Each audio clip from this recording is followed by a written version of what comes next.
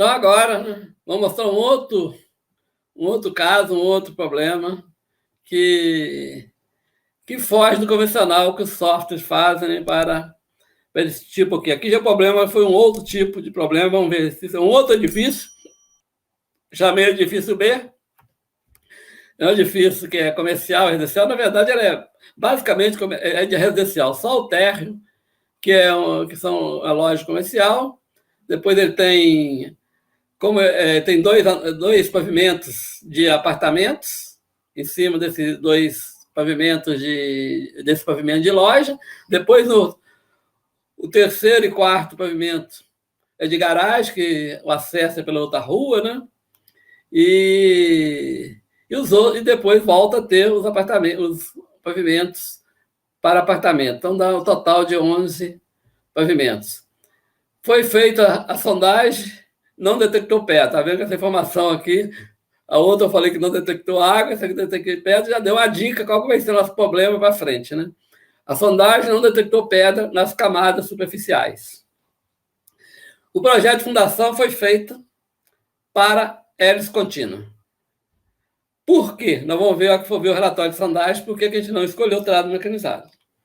Foi escolhido hélice contínua. Então, vamos ver o relatório de sondagem para a gente poder entender por que foi escolhido hélice contínua.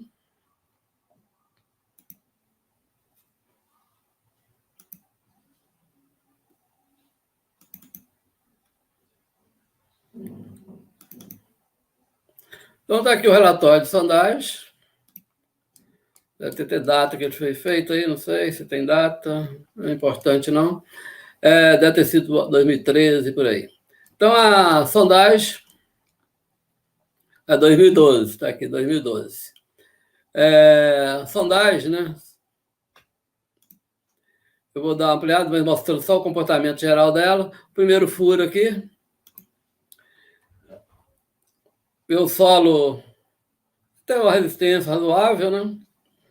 E 14 metros, a 14 metros, né, deu 50 o NSPT e não conseguiu mais avançar a partir daí. E aí, o nível de água inicial 1,80 m, 24 horas 2,60 m. 2,60 m. Então já vimos que a água estava muito próxima da superfície para as cargas que a gente tinha. Não dava para usar trado mecanizado. Vamos ver o segundo furo.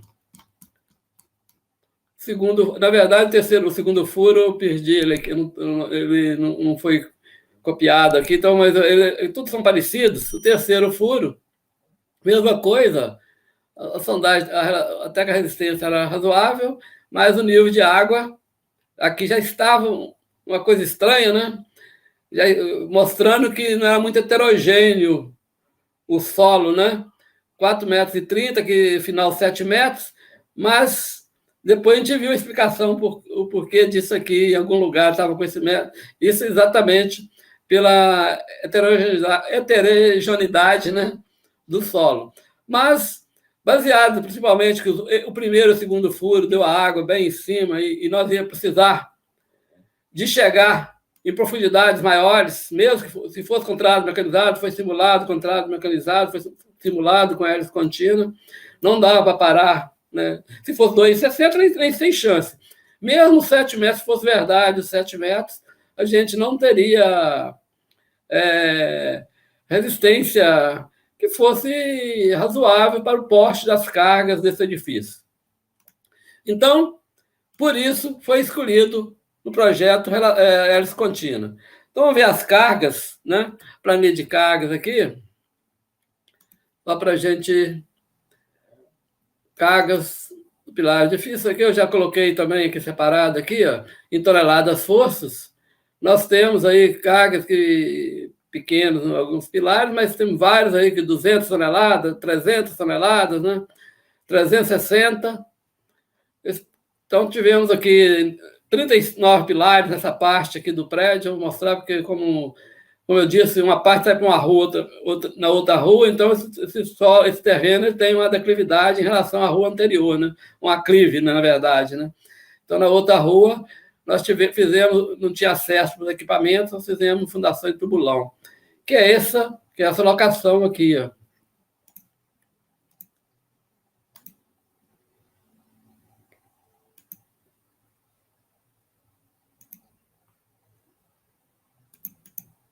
Então, a locação, tá vendo? Nós tivemos essa parte aqui, é a parte de baixo, que está com a rua, que está no nível da rua de baixo, na rua principal da cidade, por sinal aqui.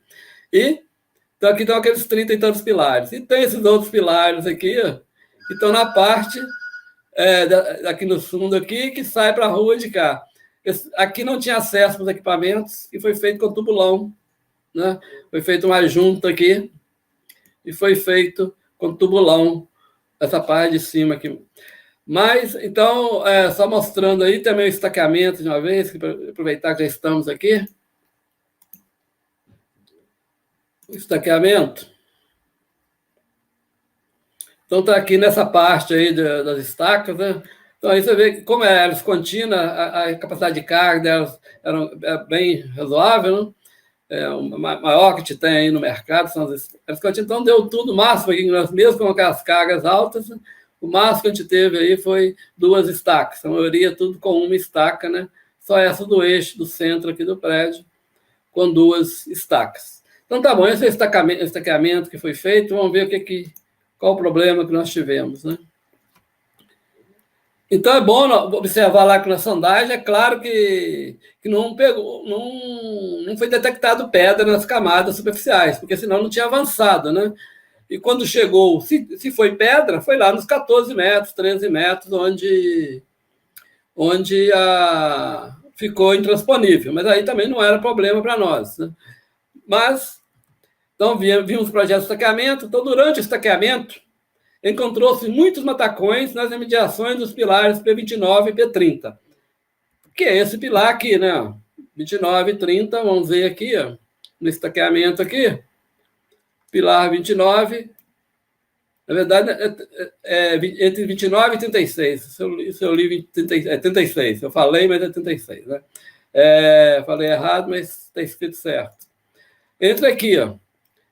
Então, né, quando foi fazer o furo para o P29, por exemplo, não interessa se foi o primeiro de cá ou de lá, foi fazer aqui, do jeito que estava previsto no projeto, não conseguiu. Não conseguiu. Então, tentou vir um pouco para cá, um pouquinho para aqui, o menos possível, né, para poder... Aí a ideia que era fazer 12 estacas, já que não ia poder ser no eixo aqui, ia tentar fazer uma para cá, outra para cá. A hora que tentou para aqui, perto aqui, já não deu. Tentou aqui também, não deu. Aí veio mais para cá. Foi conseguir bem mais para o lado direito aqui. A mesma coisa aconteceu com o P36. Quando ele perfurou aqui, não deu também, não conseguiu avançar, logo na superfície deu problema. Aí veio para cá, já que tinham perfurado um ou outro primeiro, né? Não lembro qual o primeiro, mas também deu perto, chegou a conclusão que esse trecho todo aqui não tinha como avançar com a hélice contínua, entre um e outro aqui. Eu ia uma certa distância para cá, eu conseguia, e de uma certa distância para o lado de cá, eu conseguia. O resto eu não tive problema. O resto, pequenas pedras que apareceram, alguns aqui, eram removidas facilmente com uma reta. Tá? Apareceu ocasionalmente aqui em alguns lugares, principalmente essa parte aqui, mas era mais em virtude de uma construção que existia anteriormente. Aqui não era de construção. Era perto do terreno mesmo. Então, voltando cá para o nosso slide. Então, durante o estaqueamento, encontrou-se muitos matacões nas imediações dos pilares P29 e P36. Aí está, vou mostrar algumas fotos. Aqui, ó, ele já tinha feito o muro lá nos fundos, né, na parte de cima aqui, que vai ser com tubulão, né? Vai ser com tubulão aqui a parte de cima. Esses muros aqui são todos feitos, né, feito com tubulão, aqui, tá vendo? Vários tubulões, uma cortina de tubulão, né? Chamada estaque secante, mas aqui no caso não foi estaque secante, foi tubulão mesmo, onde mesmo tanto está para cima, aqui está para baixo, não podia ser até um tema aqui mais, mas eu estou falando aqui. E depois concretou entre cada, né, tubulão. Então, na verdade, depois que fez esses tubulões todos, é que fez o corte do solo aqui, né? Aí já estava tudo protegido, né? Mas não é o caso aqui, não. Aqui está fazendo furo lá, mas não é ali que é o problema. O problema é nesse lado daqui. Aí, quando começou a furar, começou a encontrar pedras. Assim, esse trecho todo, a partir dessa profundidade, né, que já começou a detectar as pedras, né, e não tinha como fazer elas contínuas onde estava, né? Tudo aqui, ó, que era entre um pilar e outro, a gente não conseguia fazer aprofundar com a hélice contínua. Então, o cara até tirando pedra aí, tentando ver se não estava só num pedacinho aqui. Então, não foi possível fazer o furo das estacas nas posições previstas. A perfuração para a estaca do P29 só foi possível a uma distância de 1,70 m à direita do eixo do pilar. Então, só foi testando, né? Daqui para cá, daqui para cá, daqui para cá, e só conseguiu a 1,70 m fazer o primeiro furo. Então, para cá não tinha possibilidade, que dava tudo, não conseguia avançar com a estaca nem da superfície para cá. E daqui também não, a partir. Então, o primeiro conseguiu, o mais próximo do pilar P29 foi 1,70 m. A perfuração para a estaca do P36 só foi possível uma distância de 1,55 m à esquerda do eixo do pilar. Então, está o pilar 36 aqui, né? A 1,55 m para cá. Pelas mesmas razões, isso aqui era previsto, 55 centímetros aqui de distância por causa do equipamento, a distância que conseguia fazer, né? Em relação à divisa. Então, com isso, né? Então, entre os dois pilares, não conseguiu fazer nenhum furo. Então, ficava um problema o seguinte: eu tinha a carga muito excêntrica, né, para os dois pilares, né, as estacas, a excentricidade altíssima para os dois. Então, uma solução que poderia fazer, né, e que foi adotada, era um único bloco para os dois pilares. Mas qual o problema de fazer isso, né? Por que eu trouxe isso aqui, né? Olha o que aconteceu. Está aqui o pilar 36, está o pilar 29. Aqui, como eu disse, 1,55 para cá, 1,70 para cá. Claro, nos dimensionamentos do que seria aí para manter a estaca excêntrica ao bloco, né? Ficou essas dimensões aí, ó. E também para... Então, nós ficamos o quê? Um bloco de 7,90 m por 1,30 m. O 7,90, a princípio, não seria problema. Não seria problema se a distância das estacas não fosse de 6 metros. Né? Então, vamos lá. Está aí só mostrando um 3D do bloco. Né? Então, qual o problema de fazer este bloco? A distância das estacas desses blocos é de 6 metros. O diâmetro das estacas é de 80 centímetros para o P29 e de 60 centímetros para o P36. Vamos considerar o melhor das hipóteses aqui, de 80 centímetros. Melhor das hipóteses para essa consideração de 6 metros. Tá? Que, na verdade, eu teria que considerar o de 6, que seria o mais conservador. Mas já é suficiente se eu considerar 80 aqui, eu considero 80. Que se for de 60, seria 10 vezes mais. Né? Considerando a estaca maior, teríamos a distância entre eixos das estacas de 7 vezes e meia. Então, todo mundo aí que trabalha na área de projetos, aí, ou mesmo de execução, vê o seguinte: o que a norma recomenda, né? E que a prática nossa estacas moldadas no local, 3 vezes o diâmetro, né? O mínimo.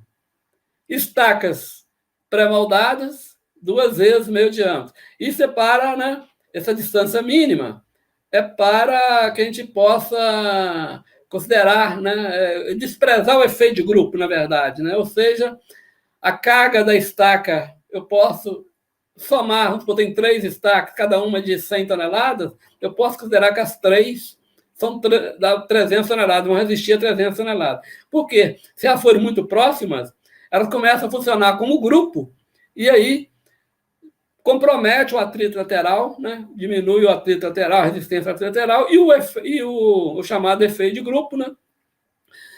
Eu já não posso mais somar as 3 cargas iguaizinhas. Tem métodos aí para a gente poder determinar essas cargas. Então, como prática, normalmente usa fazer isso, né?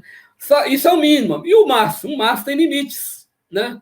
O máximo, a norma não fala isso, qual que é o máximo. Mas a gente sabe, pelos comportamentos dos blocos, de 4 a 5 vezes, não deveria passar de 5 vezes o diâmetro, porque aí o comportamento, normalmente, que a gente dimensiona os blocos, com blocos rígidos e considerando metas bielas, já não é mais adequado. E todos os softwares, como regra geral, os principais softwares aí do mercado, calculam os blocos como blocos rígidos, né?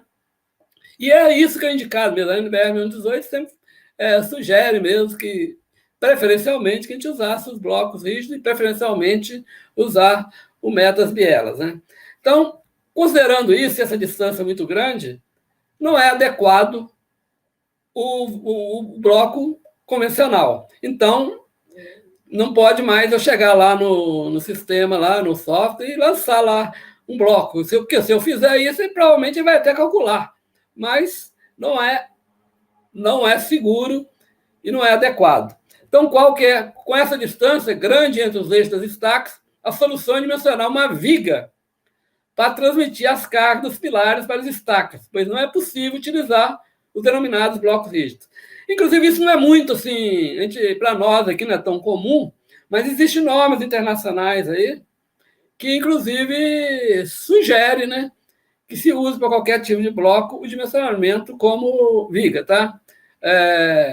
Especificamente, a norma americana ela tem esse viés para isso, ao contrário das normas nossa aqui, inclusive, que segue, né, o padrão europeu que calcula, que sugere que a gente calcule como blocos mesmo, né?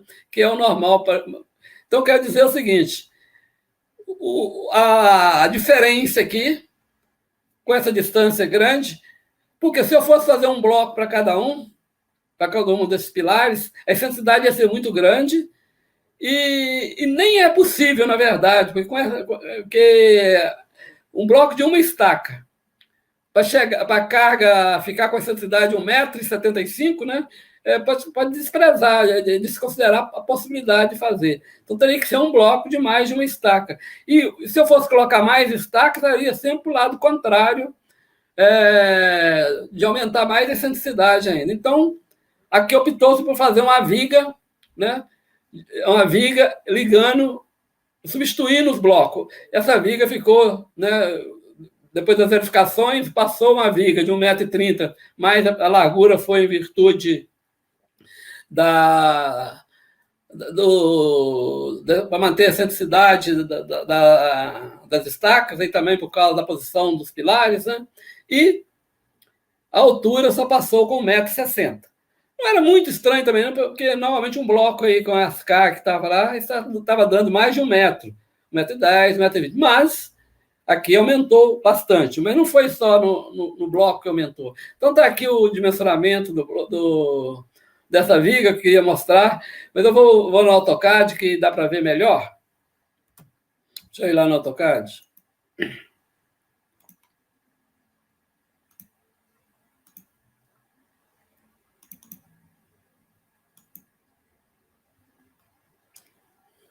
Então, eu coloquei separado aqui, ela aqui, ó.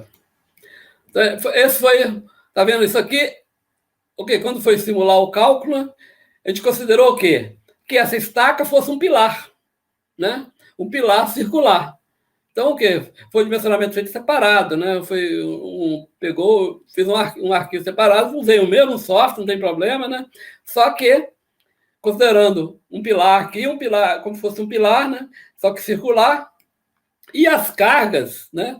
E coloquei em cima das vigas as cargas de cada um dos pilares verdadeiros, no P29 e P36. E com isso eu tinha duas cargas concentradas, né? Duas cargas concentradas e dimensionou a viga, né? Uma viga, só que, como é uma viga não é proporcional aqui para ser uma viga normal, é como uma viga parede, né? Uma viga parede. E aí deu o quê? Só para a gente ter ideia, né? Sempre quando foge do convencional e de umas coisas diferentes, o consumo de aço aumenta bastante. Embora esses blocos já seriam bastante carregados, mas ó, deu 22 barras de 20 milímetros, né, na parte inferior. Na parte superior, 11 barras de 20 milímetros, né? E fechando aqui, né? E ainda a armadura de pele aqui, as 28 barras de 12,5 milímetros. Então, foi um bloco relativamente carregado, né? E os estribos, né? 12,5 a cada 15. E alguns deles entrando ainda assim, e mais esses aqui, alguns trechos próximos aqui às estacas, nós tínhamos um esforço muito grande ali, próximos estacas ainda teve que fazer mais ainda aqui, mais outras possibilidades de estribo aqui. Então, com isso, mostrando o seguinte, que numa situação dessa, nós não temos a opção de fazer com bloco rígido, esse foi o objetivo, que nós teríamos que buscar outra alternativa. E isso exatamente enquanto está lá na obra, né? O sujeito está perfurando lá, a gente tem que estar pensando já na solução, né? Então tá aqui, eu coloquei aqui o desenho, né? E tá o prédio aí, tá a foto aqui, eu não tenho a foto atualizada, pegando todo o prédio, não, mas já está pronto, mas aqui já estava já em fase de acabamento, ó. É um... Né? Como eu disse lá na descrição, lá, garagem, ó, loja, né? 2 pavimentos de apartamentos, 2 pavimentos de garagem saindo pela rua de trás e os outros pavimentos de apartamentos.